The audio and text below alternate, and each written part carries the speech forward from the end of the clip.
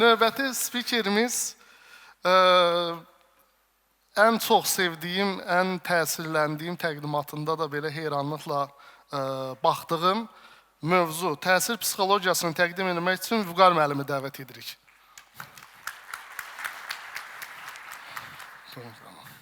Teşekkür ederim. Hörmətli forum iştirakçıları, hər birinizi salamlayıram. Təqdimata başlanmamışdan qabaq qısaca olaraq, əgər bizim fəaliyyətimiz nəydən ibarət olduğunuzu bilmirsinizsə, qısaca sizə məlumat verim. Siz gündəlik həyatda taksi sifariş verəndə, yemək sifariş verəndə, skuter sürəndə, restoranlarda batareyalardan istifadə edəndə, elektrik maşınlarınızın cəryanını dolduranda, otellərə gedəndə, elanların irəli çəkəndə, universitetləri ödəyəndə, internet provayderları ödəyəndə, elektronika dükanların kreditlərini ödəyəndə siz bizim üzərimizdən bu ödənişləri həyata keçirirsiniz. Yəni, çox yormayın bu mövzuyla, çünki əsas mövzumuz təsir psixologiyasıdır. Mən də mövzunu seçərkən, bu arada sizə deyim ki, bir neçə variantım var idi, amma nəticədə təsir psixologiyasını seçdim. Səbəbi də nəydən ibarətdir? Mən tez-tez satış əməkdaşları ilə ünsiyyətdə oluram və intervyular belə keçidirəm və görürəm ki, bir çox zaman həmən əməkdaşlar əvvəlki təcrübə, əvvəlki praktika üzərindən danışırlar və belə deyim də, teoretik biliklər və ya var və ya qırıqdır. Ona görə istədim ki, mövzum sırf belə nəzəri tərəfə fokuslansın və bunun üçün maraqlı bir kitab seçdim. Robert Cialdini'nin Təsir psixologiyası. Bu adam 30 ildən çox həyatını həsr eləyib sırf bu sahəni araşdırmaq üçün və o 6 əsas prinsip seçib, hansı ki bizim həyatımızda özümüzdən asılı olmayaraq belə biz bu təsir prinsipların altına nəsə bir qərarlar veririk və ya əksinə özümüz bu prinsiplardan istifadə edərək digərlərin qərarlarına təsir edirik. Sədalıyım onları sizə qısaca, bu qarşılıqlıqdır, yəni əvəz-əvəz dünyası, ardıcılıq, sosial sübut, simpatiya, avtoritet, defisit və bütün hər bir bu prinsipin ayrıcılıqda kombinasiyasıdır. Yəni mütləq deyir ki, hər prinsip ayrıcılıqda işləsin. Sizə nümunələr gətirim. Misal üçün, qarışıqlıq nədir? Bizim milyonlarla, illərlə bir reaksiya formalaşıb bizdə. Bizə əgər kimsə nəsə bir yaxşılıq edirsə, biz də mütləq özümüzü borclu hiss edirik, istəyirik ki, onun əvəzini verək, ən azı o qədər yaxşılıq eləyək və ya ondan çoxunu edək və bu prinsip biznesdə də işləyir.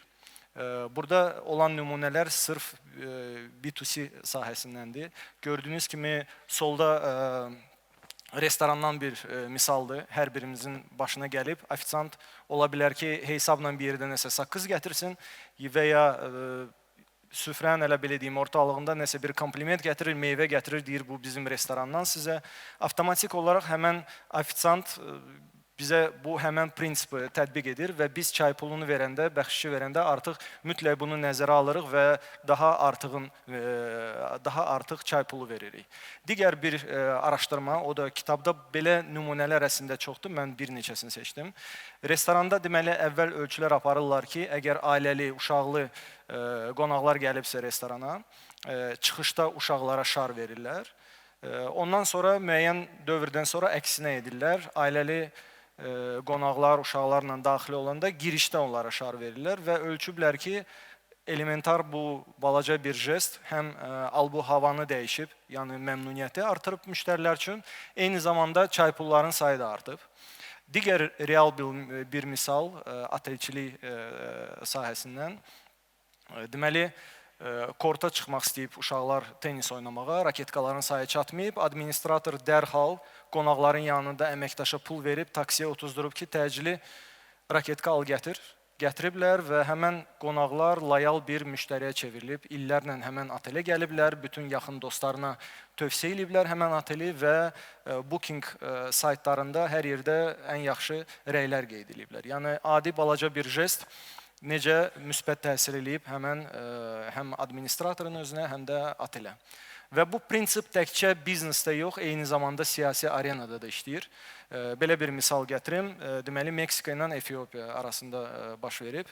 1935-ci ildə İtaliya hücum edib Efiopiyaya, işğal edib onu və siyasi arenada Meksika çox aktiv şəkildə dəstək verib Efiyopiyaya. Və əlbəttə ki, müəyyən bir vaxt keçib, təsəvvür edin 50 il üstündən vaxt keçib, Meksikada zəlzələ baş verib və Efiyopiya xalqı pul toplayıb və $5000 pul göndərib. Ola bilər ki, böyük pul olmasın, amma Efiopiya bildiyiniz kimi maddi cəhətdən çox ağır vəziyyətdədir. Ona baxmayaraq, onlar özlərinə bunu borc bilib. Biznes sahəsində də B2B sahəsində də oxşar prinsipdir. Öz misalımdan gətirim. Biz əgər hər hansı bir müştəri ilə görüşürüksə, nəticədən asılı olmayaraq, ola bilər ki, heç bizim müştəri olmasın nəticədə, biz ona düzgün yol, konsalting, məsləhətlərimizi vermək istəyirik ki, ideal model nədir? Ki, onun biznesinə nəsə bir töhfə verək. Eyni zamanda həm göstəririk ki, bu sahəni yaxşı bilirik.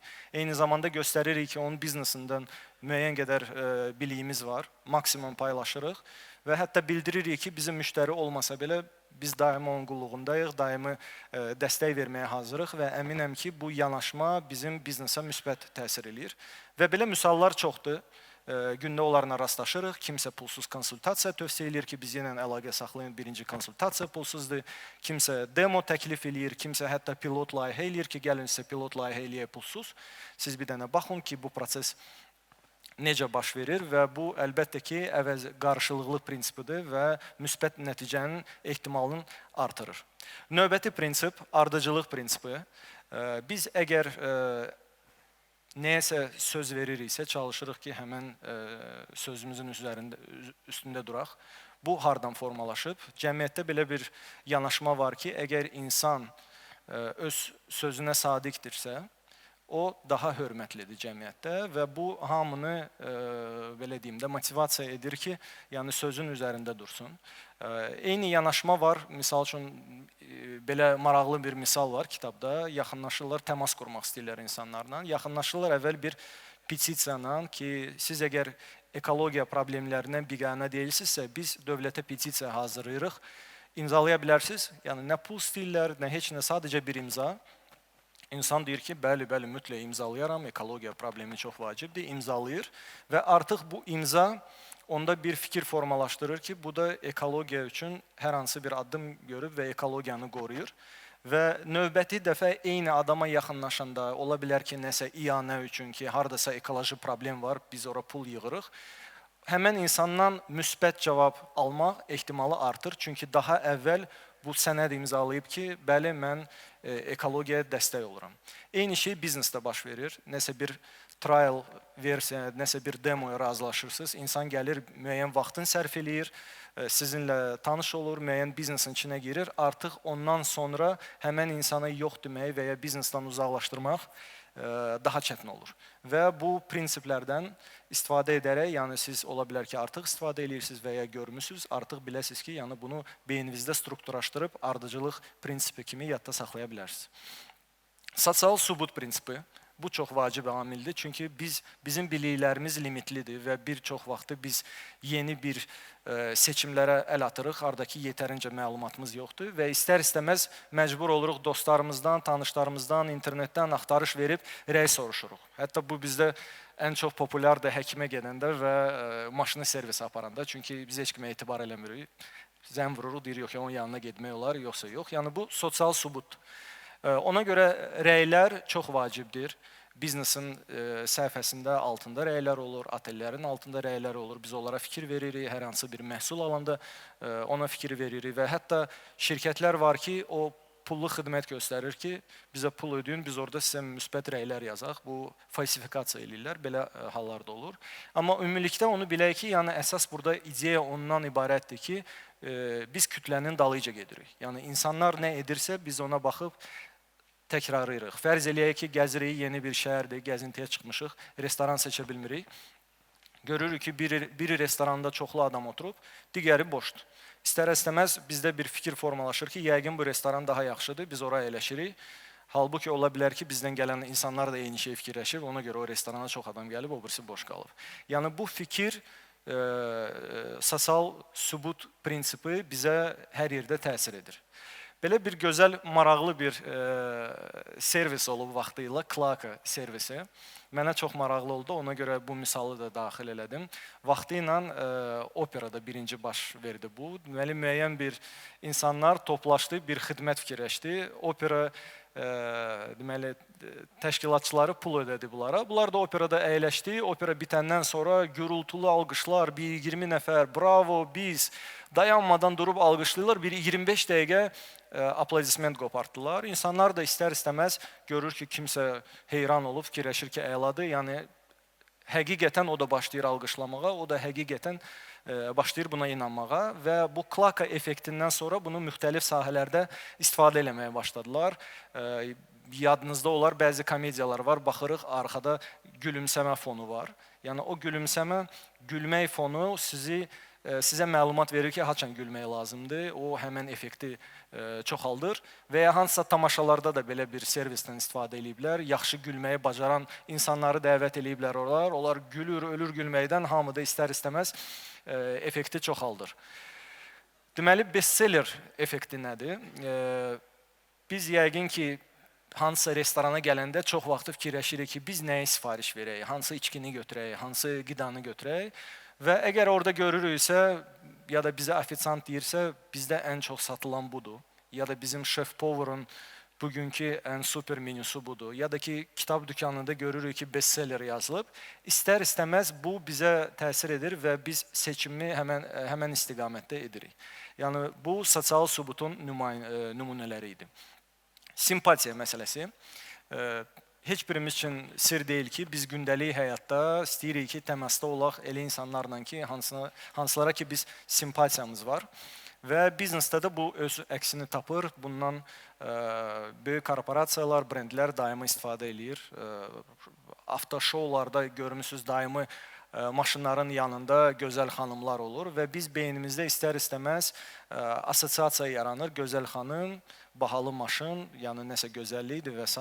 və bu prinsiplə bizə təsir edirlər. Mən özüm, misal üçün, oxşarlıq prinsipini tez-tez istifadə edirəm.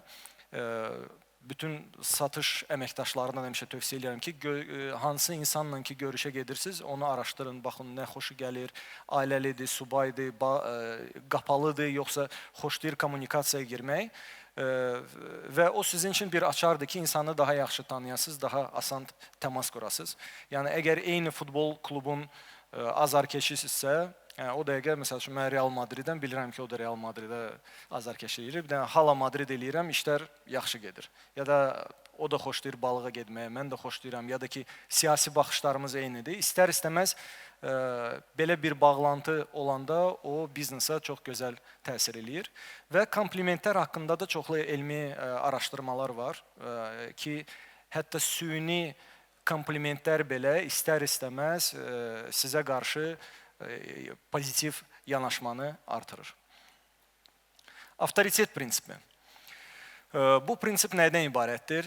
Biz özümüzdən asılı olmayaraq bilirik ki, əgər həkimdirsə, tip haqqında danışanda biz ona daha çox etibar eləyirik. Əgər uniformadadırsa, nəsə bizə tapşırıq verir, onun icrası ehtimalı daha çox alır. Əgər nəsə məşhur adamdırsa, onun sözünə daha çox inanırıq ya da daha avtoritetli adamdırsa və buna aid çoxlu elmi araşdırma, çoxlu nümunələr kitabda var, hansı ilə ki, tanış ola bilərsiniz ki, həkim adı ilə medsestrəziyan vururlar, deyirlər ki, gedin filan pasiyentə dərman vurun, dozasında deyirlər və belə açıq-aşkar qadağan olunmuş dərmandır, dozası da artıqlaması ilə çoxdur. Medsestrə heç nədən düşünmədən bunu icra eləməyə çalışır, onu dayandırırlar ki, eksperimentdir.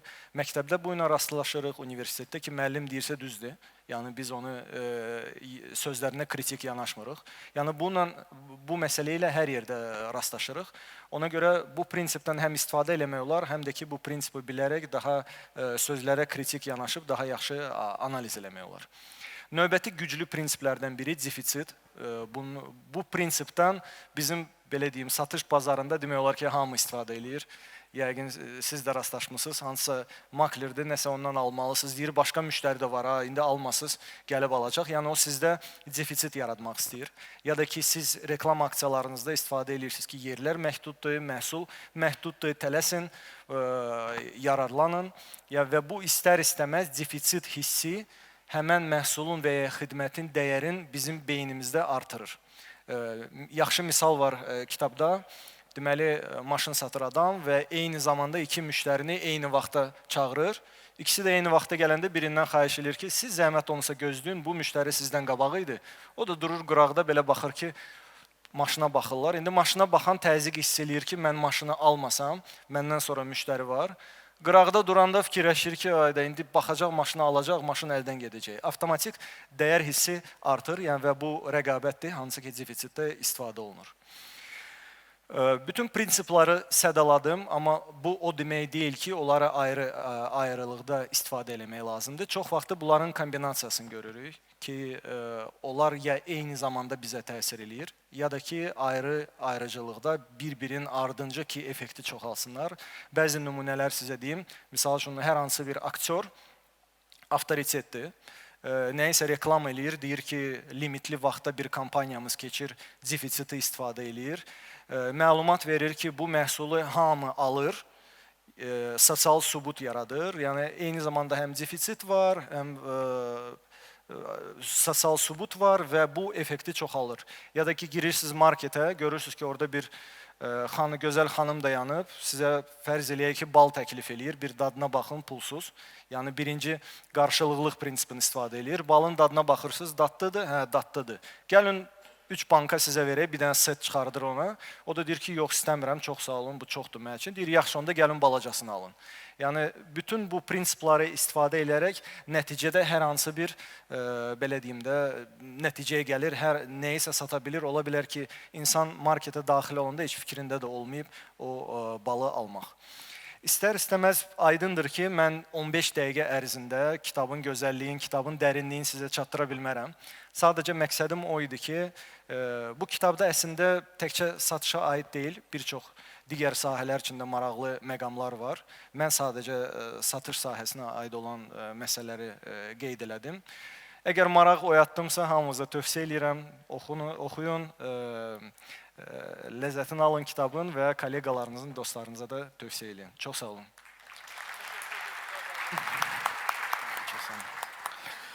Dostlar, bir 10 saniyəlik bir test eləmək istəyirəm. Mən bilmək istəyirəm ki, bugün bir şey öyrəndim Vüqar müəllimdən, Klaka xidmətini bilmirdim, bugün öyrəndim.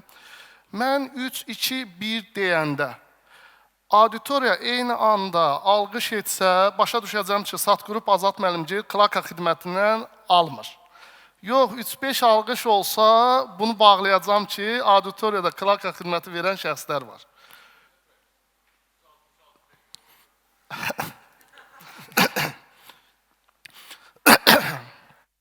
Hazır. 3, 2, 1.